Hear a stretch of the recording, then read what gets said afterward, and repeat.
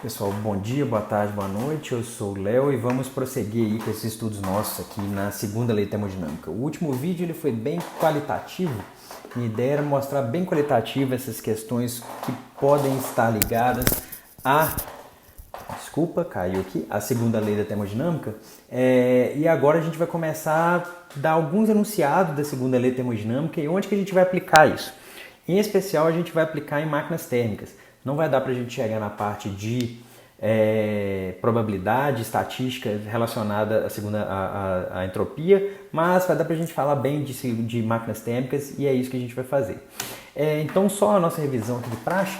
A gente começou falando de lei zero termodinâmica. Quando a gente falou de lei zero termodinâmica, isso foi importante para quê? Para a gente falar de escala de temperatura, porque com a lei zero termodinâmica a gente consegue falar de termômetros, ela vai contar para a gente sobre equilíbrio térmico. Só ver se está gravando aqui, tá? Beleza?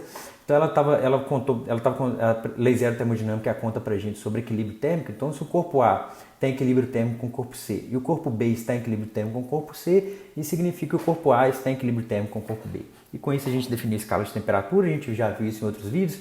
A gente depois falou sobre gás ideal. Essas duas equações aqui, elas definem o gás ideal, são as equações de estado para o gás ideal. Então a gente tem aqui uma relação entre a pressão, volume e a temperatura no gás ideal. Depois a gente falou sobre uma interpretação cinética da temperatura, que a temperatura está relacionada ao movimento médio de moléculas num gás. Aqui é que a gente estava falando de gás ideal, certo? E depois a gente falou assim, tá, dado que eu tenho um bule com água e eu queira variar a temperatura dessa água, eu posso injetar, eu posso transferir energia através de calor para esse líquido, para esse sistema meu. E aí a gente relacionou a variação de temperatura com essa quantidade de calor dessa forma aqui. Esse C' é a capacidade térmica que tem a ver com o objeto e esse Czinho é o calor específico que tem a ver com o material que forma esse objeto. Então se eu tiver uma xícara de água, para eu mudar a temperatura dela, sei lá, de 30 graus, eu tenho que fornecer uma certa quantidade de calor. Se eu tiver um balde de água, a massa de água vai ser maior, então para eu mudar também de 30 graus, a quantidade de energia ela é um pouco maior, tá certo? Então isso a gente relacionou dessa forma aqui nos outros vídeos. E se um objeto tiver numa certa transição de fase, por exemplo, do gelo para a água, se eu posso transferir energia para esse objeto, só que a temperatura dele não muda. Por quê? Porque essa energia está sendo utilizada para realizar a transição de fase. Então a gente define aqui esse calor latente, existe o calor latente de fusão, de ebulição, isso depende de cada material, de cada tipo de transição de fase que a gente estiver querendo analisar, e a energia necessária para realizar uma certa transição de fase é dado por essa formuleta aqui. Beleza? Então o calor aqui é dado pela massa do objeto que eu estou realizando aquela transição de fase, vezes o calor latente daquela transição de fase. Depois a gente falou da primeira lei da termodinâmica, que ela nos diz que essa quantidade aqui, o calor transferido para um sistema ou retirado do sistema, mais o trabalho realizado pela vizinhança sobre o sistema, isso é igual à variação de energia interna do sistema. Então essa equação que ela está rabiscada de verde não é à toa, ela é muito importante, ela chama primeira lei termodinâmica, que ela nos diz sobre a conservação de energia. O que a primeira lei termodinâmica nos fala é sobre conservação de energia. Ela está falando assim, a energia conservada. Beleza, a segunda lei termodinâmica ela vai vir para quê? Para nos dizer o quanto dessa energia que pode ser utilizado para realizar uma certa tarefa ou não. É isso então aí a gente vai completando esse domínio nosso aí da termodinâmica, certo? E essa variação de energia interna para um gás ideal, ela está relacionada diretamente à variação de temperatura desse gás ideal. Beleza? Então é isso que a gente tinha visto até então. A gente viu também sobre processos, né? A gente viu alguns processos termodinâmicos, a gente falou de processo isobárico, onde a pressão é constante, a gente falou de processo isocórico, onde o volume é constante, a gente falou de processo isotérmico, onde a temperatura é constante, a gente falou de processo adiabático, onde não há transferência de calor, e a gente falou de processos cíclicos, onde a variação de energia interna é nula. Esses processos cíclicos aqui vão ser importantes para a gente, porque nesses próximos vídeos a gente vai tratar de processos cíclicos. Basicamente vai ser desses tipos de processos que a gente vai tratar. No último vídeo a gente fez aí uma apresentação qualitativa da segunda lei termodinâmica e da entropia, e a gente falou o seguinte, que na natureza existem processos reversíveis e irreversíveis, sendo que esses primeiros processos reversíveis são muito raros. A maior parte dos processos da natureza são processos irreversíveis. E aí a gente deu exemplo do ovo, falei um pouco de sinuca e aí tudo mais. Depois, a gente também comentou que o número de estados acessíveis para cada sistema isso influencia diretamente no grau de ignorância que a gente tem sobre ele, a gente falou também que a gente pode medir, a gente pode mensurar essa ignorância com relação a estados físicos utilizando essa quantidade que a gente chama de entropia. A gente falou também que a entropia ela nos informa qual quantidade de energia que pode ser disponibilizada em cada processo para a realização de trabalho. Eu vou voltar disso nesse tipo de situação nesse vídeo e nos demais. A gente também comentou que quanto maior a entropia, maior a nossa ignorância com relação aos estados, e a gente falou que quanto maior a entropia, maior o grau de desordem do nosso sistema físico. E aí eu acabei de comentar aqui que na natureza existem processos reversíveis e irreversíveis. Esses primeiros processos reversíveis são muito raros de acontecer. Acontecem mais processos irreversíveis. Só que a gente pode pensar em processos quase estáticos. Eu vou deixar na descrição um artigo sobre processos quase estáticos, um artigo em português sobre processos quase estáticos. Quem quiser dar uma aprofundada maior, por favor, leia esse artigo. Está muito bem escrito.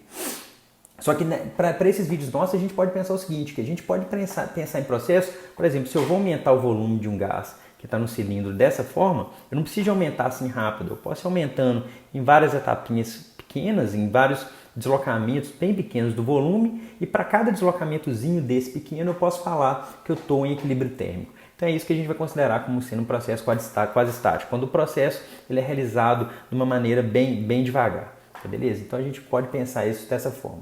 Então aqui é de modo que para cada processo uma pequena variação do sistema, para cada pequena variação do sistema a gente pode assumir que o sistema esteja em equilíbrio térmico, e nosso objetivo agora é tentar responder essa pergunta aqui, ó. Vamos ler ela com calma. Qual quantidade de trabalho que o sistema pode realizar, dado que ele retira a energia térmica de um certo reservatório? Então vamos pegar essa simulação aqui. Ó. O meu reservatório vai ser esse bule aqui que está sendo esquentado. Esse bule aqui tem um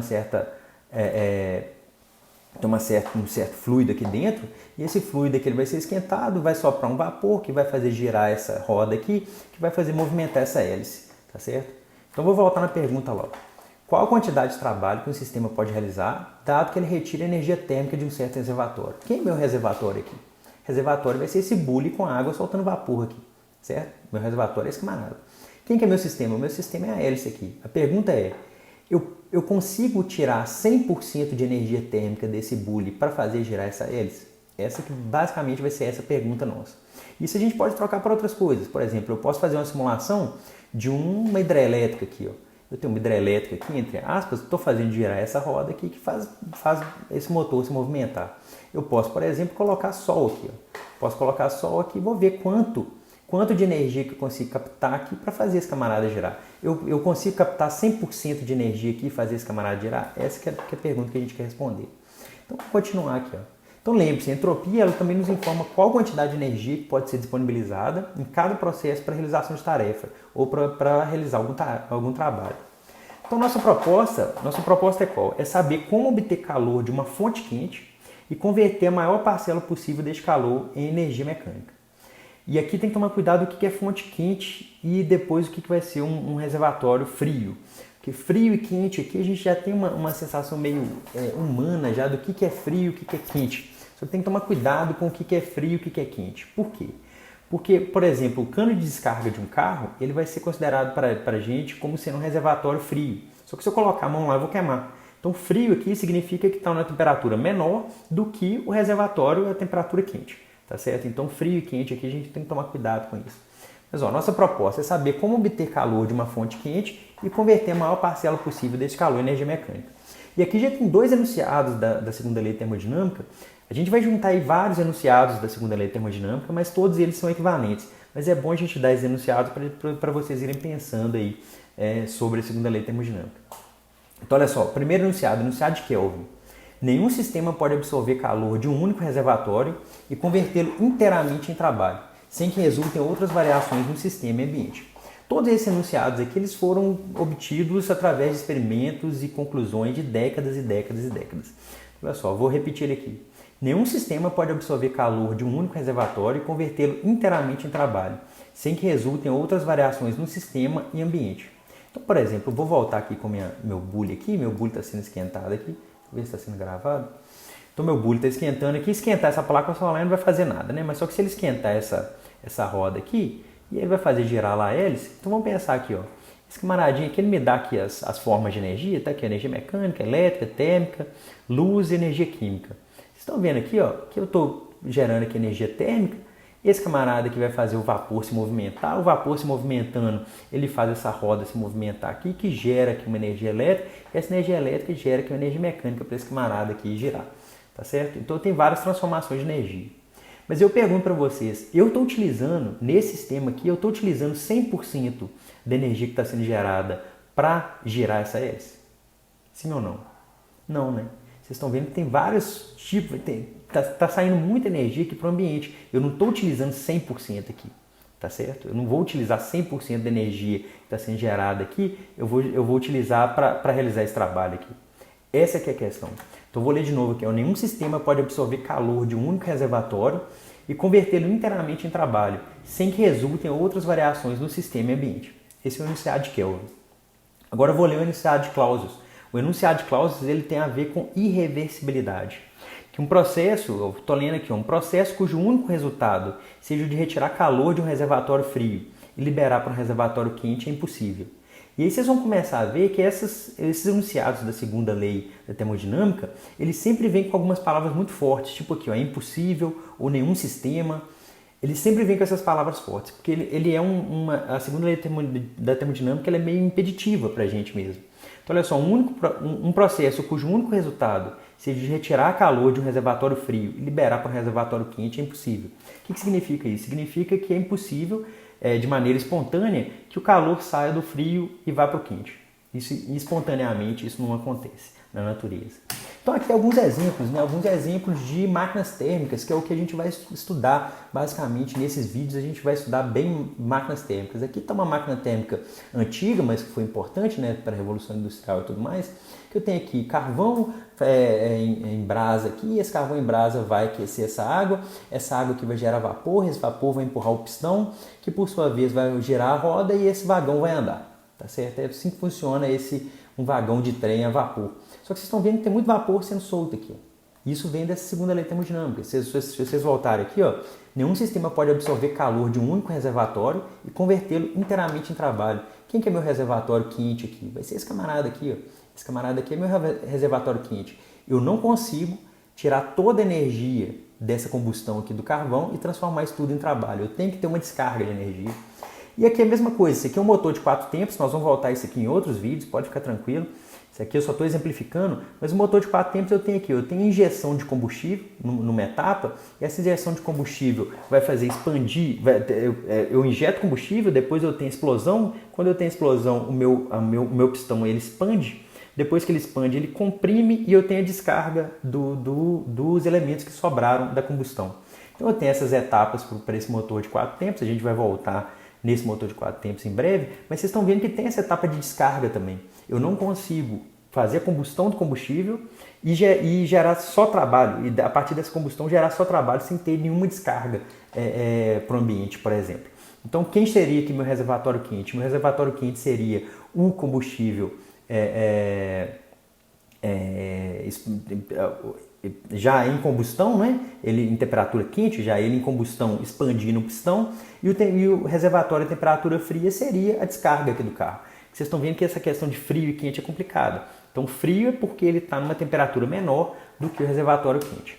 E aqui o mesmo exemplo, esse exemplo aqui é o mesmo exemplo aqui da simulação. Eu tenho aqui um camarada sendo aquecido que vai fazer girar e vai gerar um certo trabalho mecânico. É o mesmo exemplo. Eu tenho aqui a água sendo aquecida que vai gerar aqui vai empurrar o pistão, e esse pistão vai empurrar aqui essa roda. Isso aqui é uma máquina térmica. Isso aqui é a máquina térmica por definição, é um camarada desse. É tirar energia de um reservatório quente e realizar algum certo tipo de trabalho.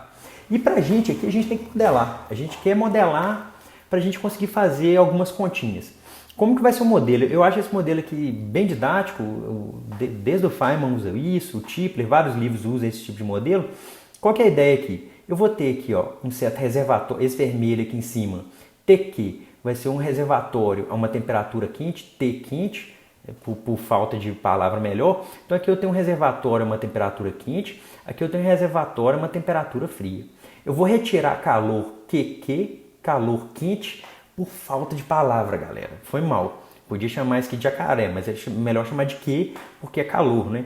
Então eu vou retirar aqui calor desse reservatório a temperatura quente, vou realizar uma certa quantidade de trabalho e vou eliminar uma certa quantidade de calor para o meu reservatório a temperatura fria, esse TF aqui. Então a ideia, a nossa máquina térmica, ela vai ser diagramada por esse camarada aqui. Então eu tenho aqui, diagramatizada, vocês consertem a palavra. Se tiver errado, vocês me avisam que eu coloco na descrição aqui. Mas eu tenho aqui um reservatório a temperatura quente, que eu vou chamar um reservatório a temperatura TQ. Eu vou retirar energia desse reservatório, que é esse QQ aqui. Eu vou retirar a energia, realizar uma certa quantidade de trabalho e vou depois dispensar uma certa quantidade de energia, que é o que a segunda lei de termodinâmica me diz. Eu não consigo retirar 100% de energia e transformar essa 100% de energia em trabalho. Eu não consigo fazer isso. Isso é que a segunda lei termodinâmica vai nos dizer. Então, olha só, a gente vai estudar processos cíclicos. Então, o estado inicial é igual ao estado final. A gente sempre, nesses vídeos, a gente vai estudar processos cíclicos. Essas máquinas térmicas nossas possuem alguma substância de trabalho.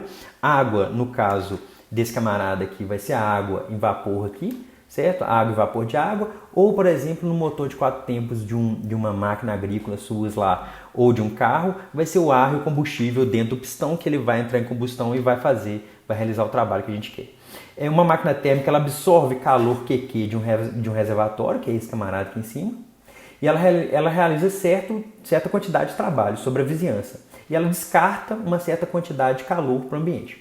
Então vai ser sempre assim, eu vou retirar calor de um reservatório, vou realizar uma quantidade de trabalho e vou descartar uma certa quantidade de energia. E a gente está definindo aqui, para essas contas nossas, tanto essa quantidade QQ, e essa quantidade W e essa quantidade QF, eu estou definindo isso como sendo positivo. Isso para a gente eliminar o uso de módulos, a gente ficar trabalhando com módulo nas fórmulas que a gente vai utilizar. Então essa quantidade QQ, essa quantidade W e essa quantidade QF, para mim é que elas vão ser sempre quantidades positivas. Beleza? Então fica assim esse vídeo aqui. Esse vídeo era mais para a gente introduzir esse modelo nosso de máquinas térmicas e para a gente já começar a tentar estudar isso. É isso, fiquem bem, um grande abraço, falou, tchau!